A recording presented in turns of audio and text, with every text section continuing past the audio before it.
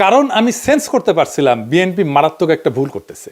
তারা ধীরে ধীরে আওয়ামী ন্যারেটিভ গ্রহণ করতেছে। আওয়ামী লীগ যা বলতো তাই দিয়ে সে জামাতের বিরোধিতা করতেছে। আমি বিএনপির শীর্ষ নেতৃত্বকেও বলছি এইটা ভুল স্ট্র্যাটেজি। আমি ওনাদের উদাহরণ দিয়ে বলছিলাম, ধরেন গোলাম আজম একজন স্বাধীনতা সংগ্রামী, ভারতের অটল বিহারী বাজপেয়ীর মতো আর কি। তাইলে আপনি জামাতের রাজনৈতিক বিরোধিতা কেমনে করতেন?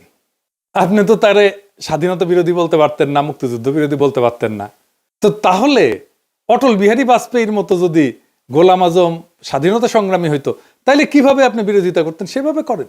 আওয়ামী লীগ যা বইলা জামাতকে ঘায়েল করতো সেইটা বললে আপনি আওয়ামী লীগ হয়ে যাবেন। তাই হয়েছে। আপনি জামাতকে রাজাকার, স্বাধীনতা বিরোধী, পাকিস্তানপন্থী কিছু বইলাই দমাইতে পারবেন না। উল্টা জামাতের লাভ হবে। হয়েছে না? এর ফলে বিএনপি তার অ্যান্টি ইন্ডিয়া ভোট ব্যাংক হারাবে। তাই হারাইছে। সে আওয়ামী লীগের ভোট পাইছে। আপনি জগন্নাথ হলের ভোটের হিসাব দেখেন, জগন্নাথ হলের পুরা ভোট মোটামুটি বিএনপি